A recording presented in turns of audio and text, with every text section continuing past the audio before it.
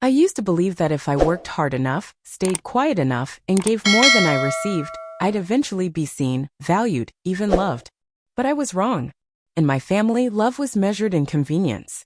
And I was just the one who kept things running quietly in the background. Until one day I decided I wouldn't be invisible anymore. And that decision changed everything. Here's how it all began. Ever since I was young, I knew I wasn't the one they bragged about. My name is Lena, and in our house in Toledo, Ohio, my older sister Camille was always the golden child.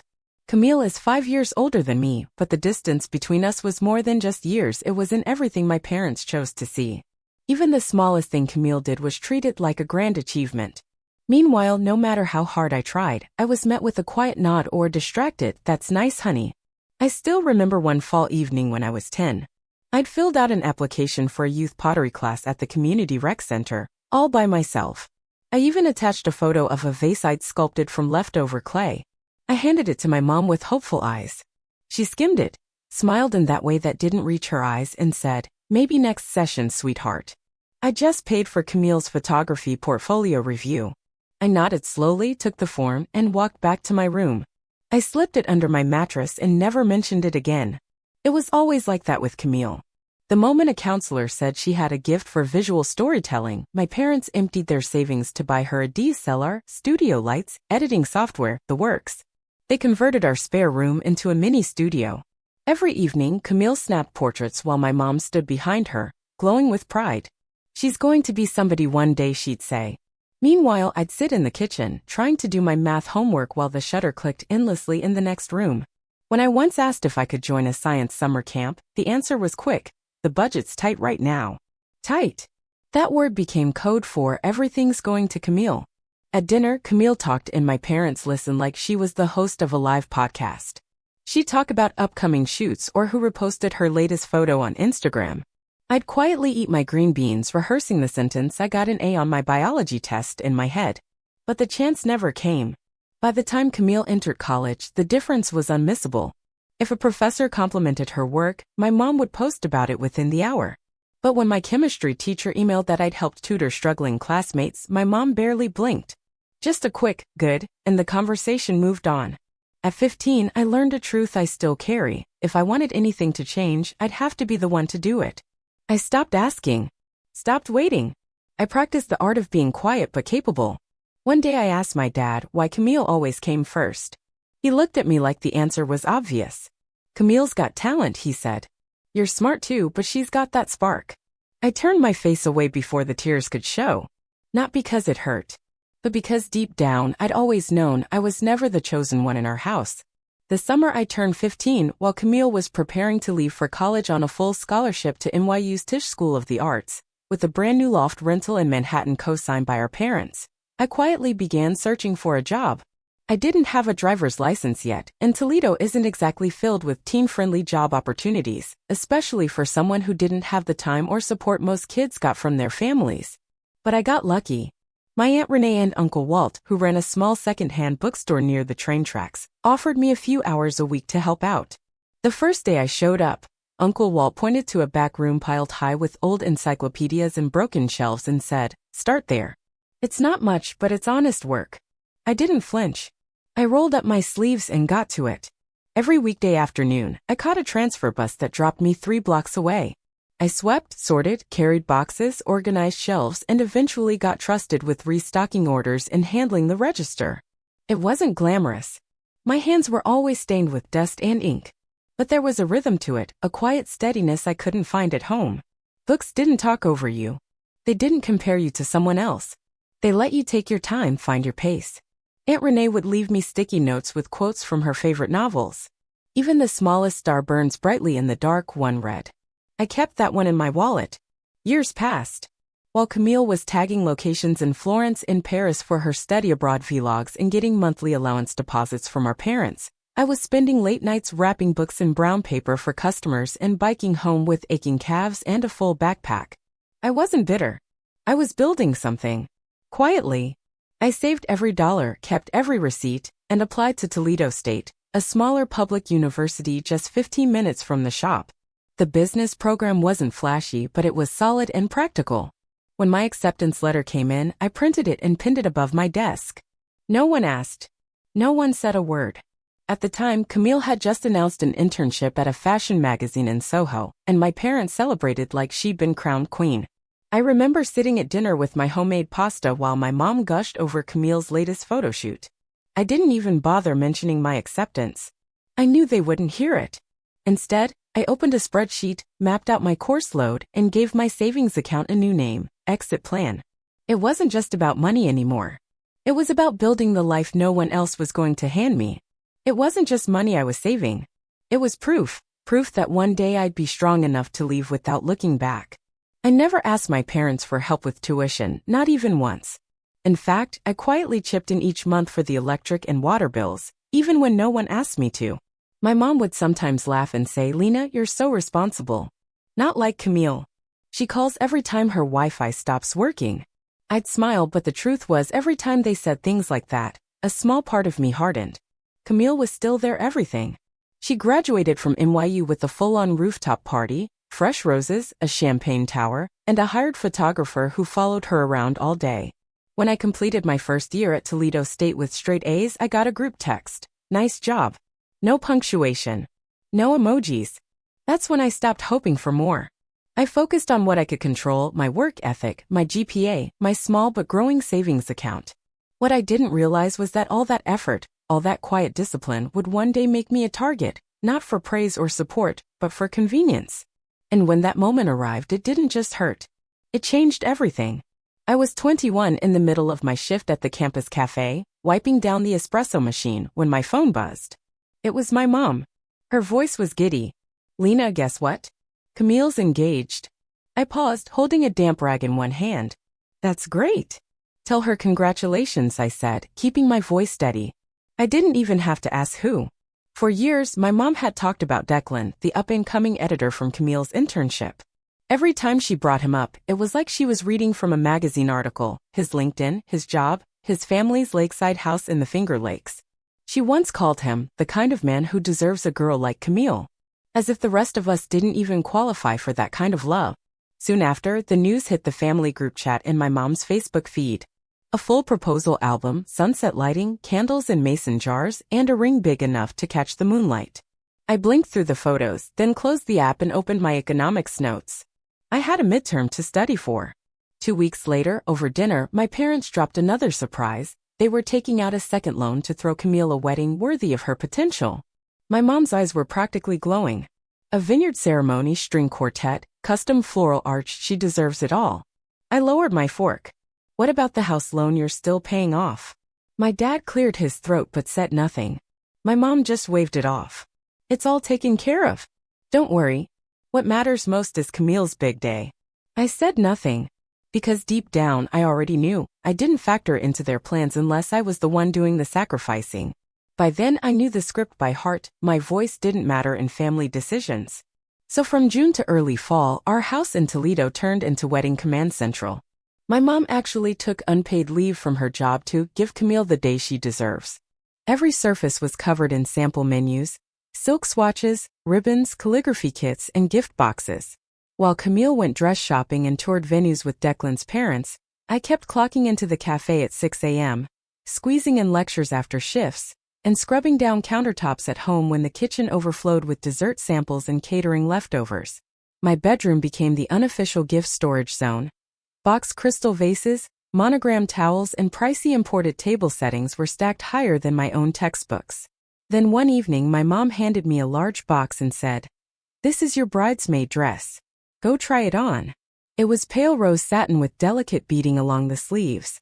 I opened the receipt tucked inside the packaging. $360 plus tax. I blinked. "Am I supposed to cover this?" She looked at me puzzled. "Of course. You're not a child anymore, Lena. I've already got enough on my plate paying for the quartet and Camille's custom veil." I said nothing.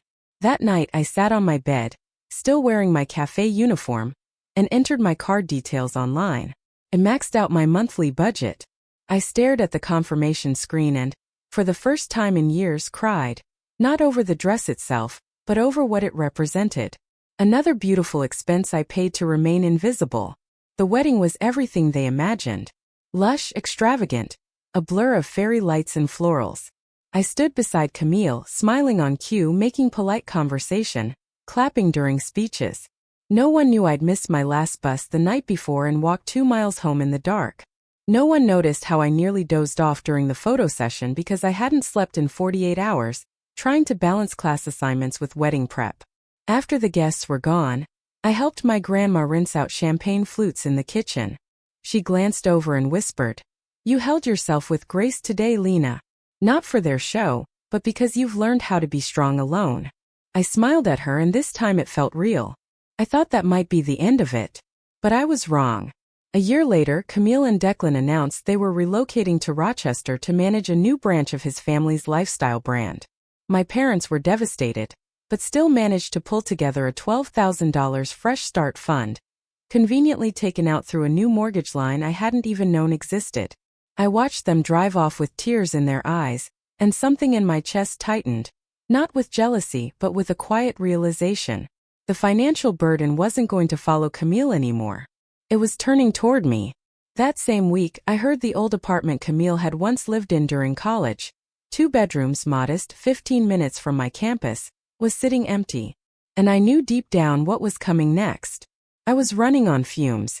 Between morning classes, evening cafe shifts, and the endless wedding cleanup that still lingered months later, I barely remembered what rest felt like. One Sunday night after a double shift, I sat at the kitchen table and carefully brought it up. The apartment Camille used to rent near campus, it's still empty, right? If it's available, I'd like to move in.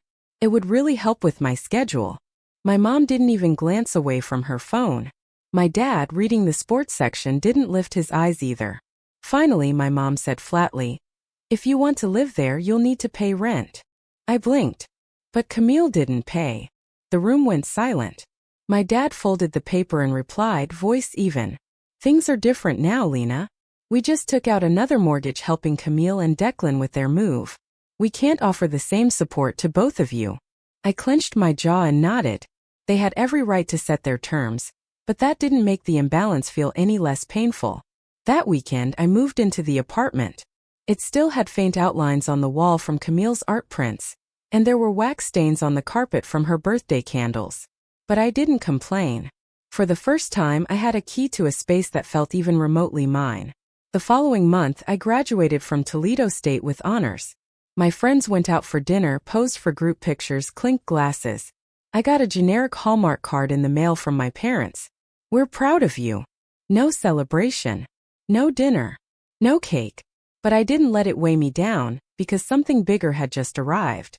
I'd been offered a job at Langford Partners, a respected financial firm downtown. The starting salary was higher than I ever expected. I called my parents that weekend to share the good news. My mom's reaction? "A flat, great. So starting next month you'll pay full rent." I paused. "But we agreed I'd pay half until I got stable." "Well, you're stable now," she replied sharply. "Langford's a big firm. You'll be fine." I didn't argue. I'd learned long ago that in my family, fairness wasn't up for discussion. I transferred the full rent every month like clockwork. Covered utilities. Replaced a broken heater out of pocket. Never late. Never missing a cent. I woke up at 6, worked until 7, ate quick dinners alone in that worn-down unit, and spent the rest of my nights finishing spreadsheets and meeting deadlines. I stopped calling home unless absolutely necessary. Every conversation became about Camille, how she and Declan bought a 3-bedroom place in Rochester, how she was expecting their first baby, how her brand collaboration just got featured in a lifestyle magazine. I said nothing. I listened like it didn't sting, like it never had. Because by then, I'd learned the most important skill in our family, how to be invisible without breaking. It was almost midnight when I checked my inbox and saw the subject line, "Internal Advancement Notice." I opened it and stared at the screen for a long moment. After only 7 months at Langford Partners, I was being considered for a promotion, associate project lead. I sat on the edge of my couch, too stunned to speak. But I didn't call anyone. I didn't text my mom or dad. I already knew what would happen if I did. My achievement would become a convenient excuse to adjust the rent again. So I kept it to myself and celebrated quietly with a late-night coffee and a playlist of piano jazz. 3 days later, I came home after work to find my mom standing outside the apartment building holding a manila envelope. "Just dropping by to check in," she said with a sweet smile that didn't reach her eyes. She handed me the envelope, then walked off before I could say anything. Inside was a typed letter. "Effective next month.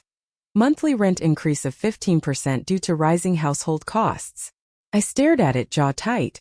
I stepped into the hallway and asked, "So why now?" She didn't miss a beat.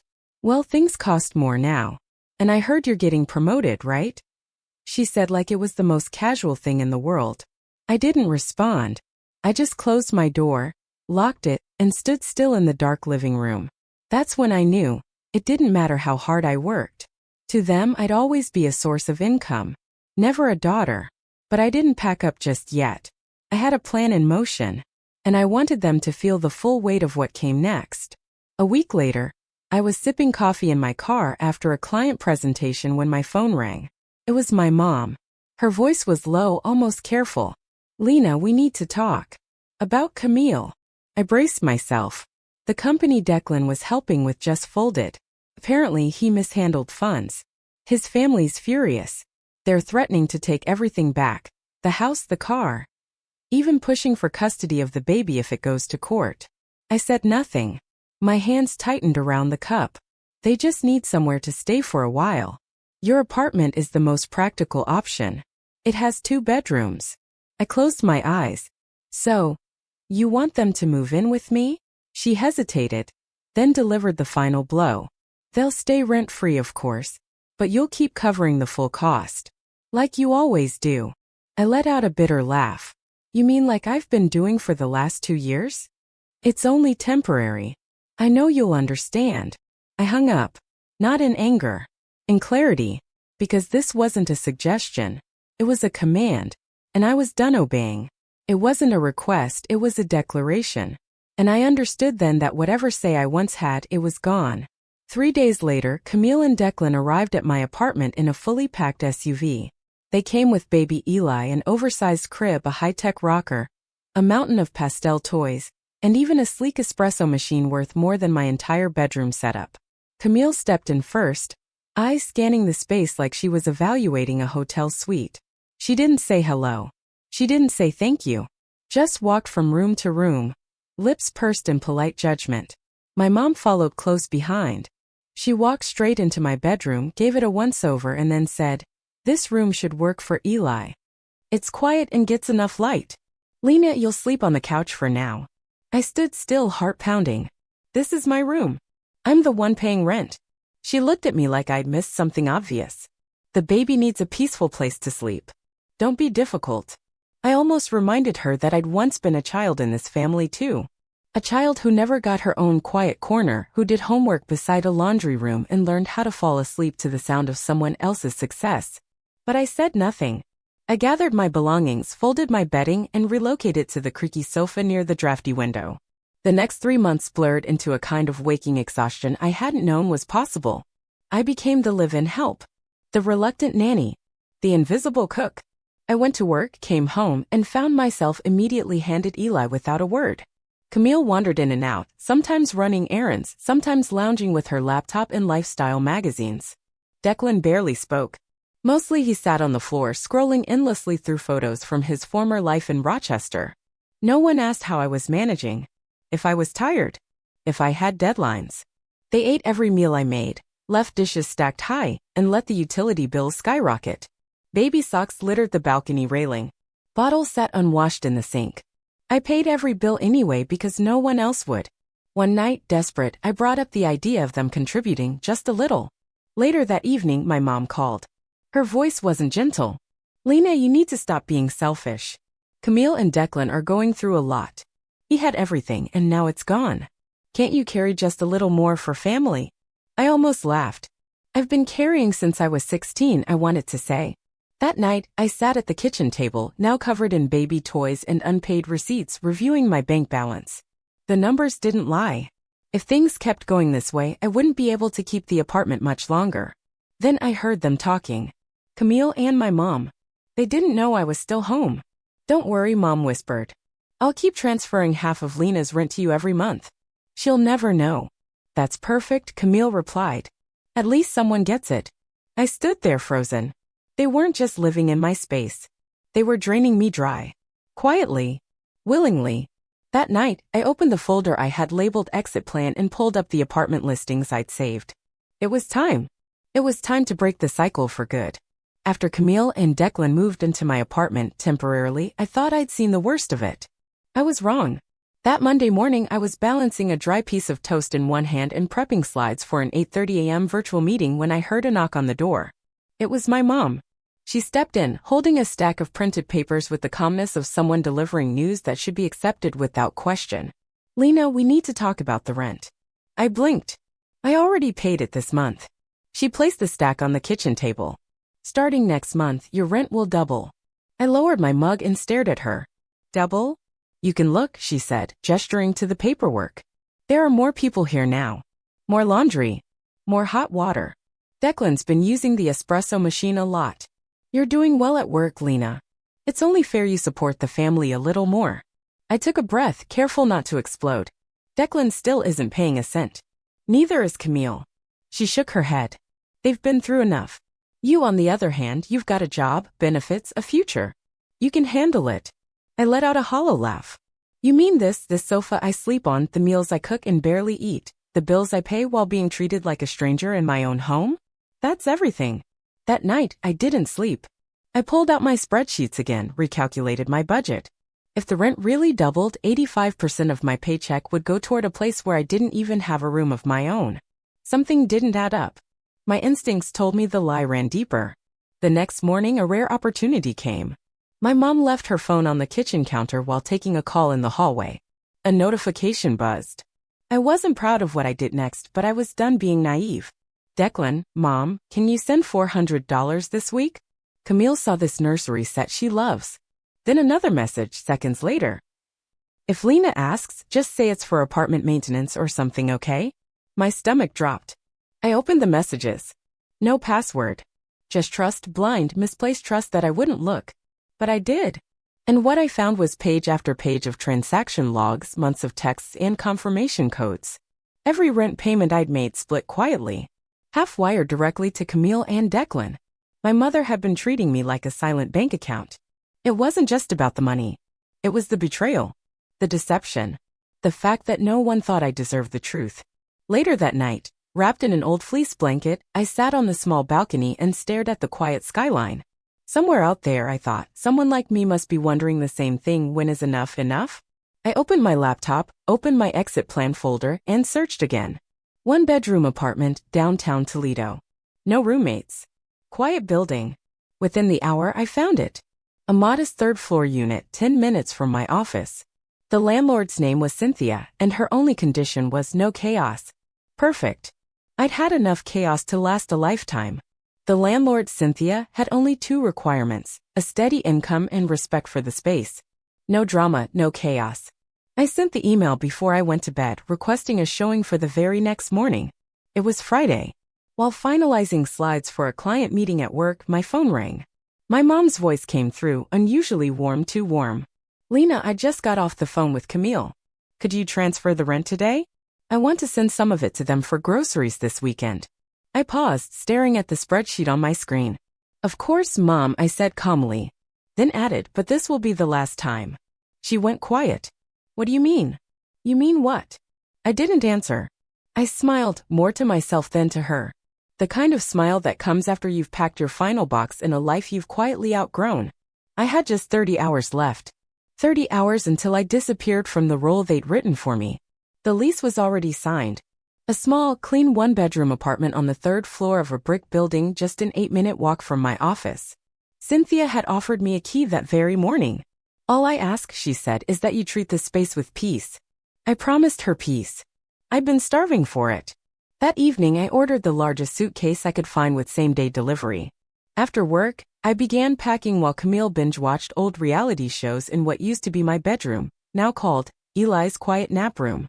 Declan sat on the balcony with his tablet, earbuds in, lost in yet another podcast about business recoveries.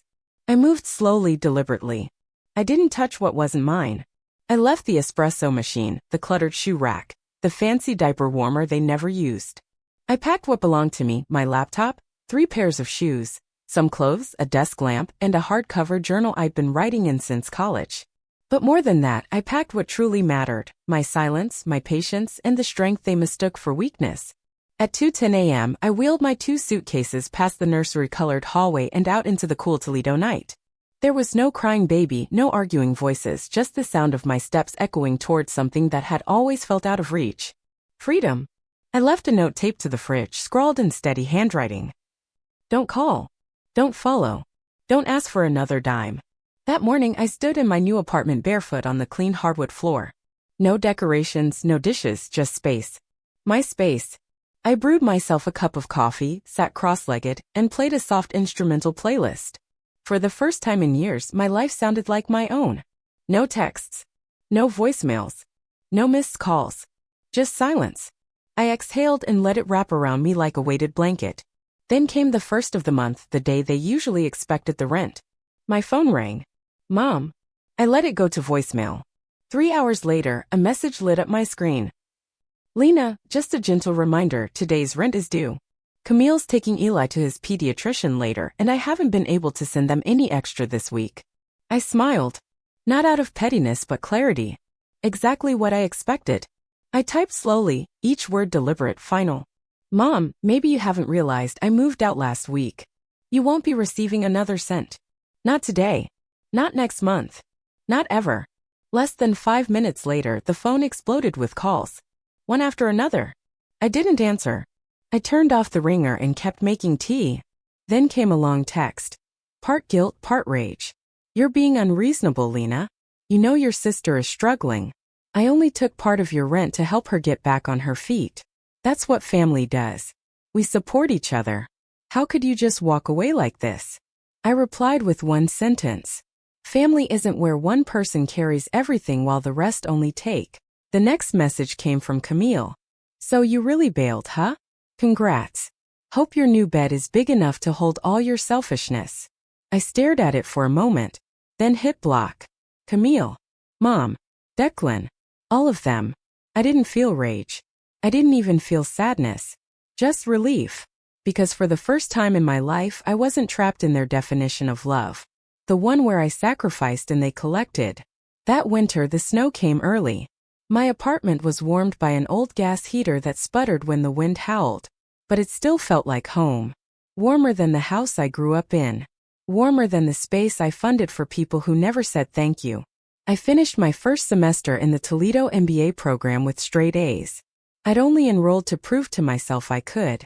But now I realized I'd stepped into a different world. One where my value came from discipline, knowledge, and quiet resilience. At work, I was chosen to lead a collaboration with the Chicago office. It was during that project that I met Logan, the head of strategy 8 years older, and a fellow alum of the MBA program. We didn't click instantly. There was no fairy tale lighting, no whirlwind romance. Just mutual respect. Short lunches turned into shared book lists.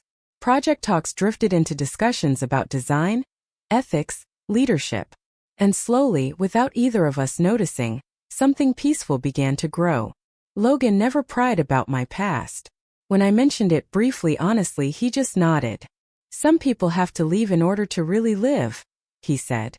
And for once, I didn't feel the need to explain myself. He didn't want anything from me but my presence. And I realized then, strength doesn't have to mean being alone. It can also mean choosing who deserves to walk beside you. Logan and I never rushed into anything. We both had our histories, the kind that leaves invisible bruises and makes you cautious with kindness. Maybe that's what made us work.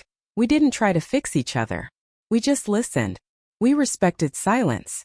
And in a world that had once demanded everything from me, that quiet respect was more powerful than any grand gesture. Logan didn't appear in my life as a reward for surviving hardship. He wasn't a prize. He was proof that I had finally chosen the right path.